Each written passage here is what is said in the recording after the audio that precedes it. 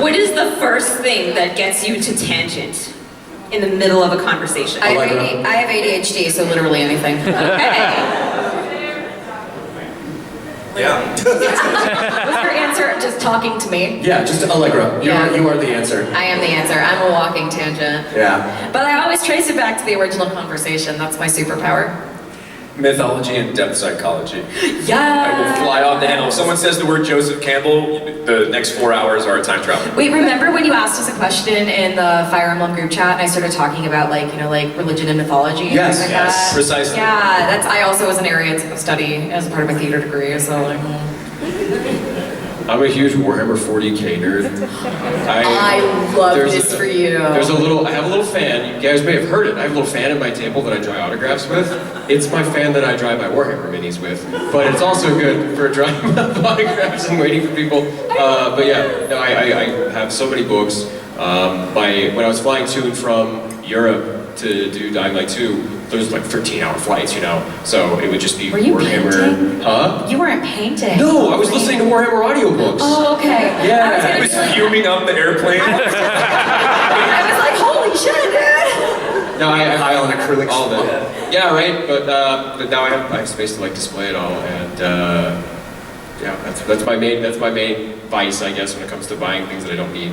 That and like apparel. Whenever I go to a con, I'll like always try and find some like super niche, like handcrafted like bag or some like pants or something that you can't get anywhere else. This jacket I actually Yeah, got. no, it looks fresh. You look fantastic. It's Very from, pretty. I'm blanking on the name of the brand, but it's got it's the That's year. not Baby Summer, is it? It is Baby Summer, yeah. Okay. Is that Okay. one of the reversible ones, or? No, but it's the year of the dragon, so I was Okay, just like, yeah. sick. Fantastic. Dragon. So me and my wife compete at EVO, and we play Street Fighter there. So if you come to my table and you start talking about fighting games, I'll start like chatting you about like frame traps and like footsies and stuff like that. Damn. I can talk about that for hours. Have you played City of the Wolves yet? I've not had a chance to. It looks awesome It's though. very fun. Heck yeah. No, we're mostly a Street Fighter family. Yeah. Street Fighter in this house. We drink Coke in this house. I love this for all of you. Complete aside, a lot of I love this. acting. Yes, a lot of acting is very adjacent to voice acting. Lots of, film, theater. Is there any style of acting that you miss sometimes? Oh yeah, stage stuff. I Same. really miss just theater. Like aside from, I consider theater some of just the purest acting you can do. Right? You have access to all your tools, your whole body, all the storytelling, and you have that added layer of complexity because there's a live audience, right? And everything is practical. Yes. Like you are truly, everything that is happening on stage is something that is being created by the team in the moment. Yeah. And there's also something so beautiful about when something goes wrong in a show, because the level of improvisation that you do or working around it and thinking on your feet is so funny. Yeah. I had a prop break during a show and it was like a weight I was supposed to lift, and so I was just like, just like doing the dance and like, oh, okay. Some of the funniest things I've had, because it's so intimate, right? Like Yeah. there's nothing that protects you from like hundreds of people watching you screw up, right? It's like you have to figure out something. One time we were doing a version of Cabaret, and I had forgotten my my line on stage, and instead Actor's of nightmare. yeah. So after a second, I did one of these. I was like. Just to buy time, right? Some use. To be or not Yes. to be. And then I put my hands out because I thought I remember. I was like. So it was nightmarish in the moment, but it was so funny afterwards. And then another stage thing that happened to me that I'll never forget. I was touring Midsummer Nights, and we had gotten to a place where the stage was not a real stage, it was made of cement, okay? So, very dangerous, right? And I at the time I was playing bottom. Like they're one of the actors. I was gonna ask you who you were playing. Okay, So okay, we were okay. doing the play within a play portion of the play, and I had made the brilliant acting choice of punching the ground, forgetting that we were on pure cement. I broke my hand right here. You could see it bump up. It was bad, right? And we had 3 more shows to do. So I did 3 extra shows with a broken hand, and afterwards I went to the Did they doctor. like tape it or something? No, I couldn't because it's like, you know, you can't just have like one thing of tape. So I had like Yes, you can! I had like gloves, kind of hot. Yeah, yeah. I had the glove, and then the doctor afterwards was like, "Oh, I see you're a boxer, right? You suffered a boxing fracture." I was like, "No, sir, it's a Sure, let's horrible go with theater that." accident." One of my favorite theater moments was I was rehearsing for Once Upon a Mattress. This was in rehearsals, and I had just gotten new character shoes, and I was like, yeah, my fancy new character shoes.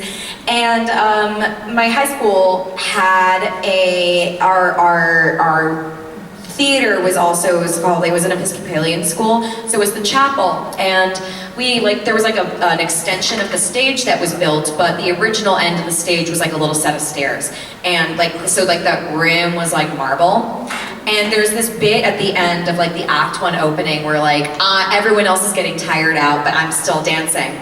And so literally at the end, everyone collapses to the ground, and it's like, da-da-da-da-da, and I did that. And I slipped on the marble and literally fell on my ass in perfect time. So I was like, and landed in perfect time. It was the funniest thing. Was I a little embarrassed at the time? Yeah, new school, everything. But it was also the funniest shit on the planet. I was like, the fact that it was on the button, I was like, that's great. That's comedy. Also, the cast parties, like theater cast parties, Wild. unbelievable, A unbelievable. lot of alcohol. And other things. My only previous acting experience in voice acting was acting like I cared what a general officer was telling me. So that's all I got. I used to do opera. I was a lead tenor for a while. I was like, you're a tenor. Yeah, I was lead tenor, and then I grew up, and now I voice almost exclusively baritone characters. But yeah, no, I miss singing. So instead of like going back and doing opera, I started a band with my VTuber, and I just sing metal now. So if you want to go check out our music, please, we're on Spotify. Look up Alphonicky, it's great. But I'm a classically trained singer, and my degree is in musical theater, my minor is in broadcast journalism, so I guess put those things together and you're a VTuber streamer, right? And a voice actor, I guess, so yeah. I do miss it though, I thought. It's the broadcast journalism minor that just feels so like, backup degree. Yeah, there it is, yeah, exactly. Maybe I'll do radio, I don't know, let's see if this voice acting thing works out. Mine was Italian, like I said before, mine was Italian. I was like, I really picked a stupid backup degree. Felt right at the time. Not really professionally viable as far as like backup careers go, but at the very least I get hired for Italian characters and I can do the accent, so.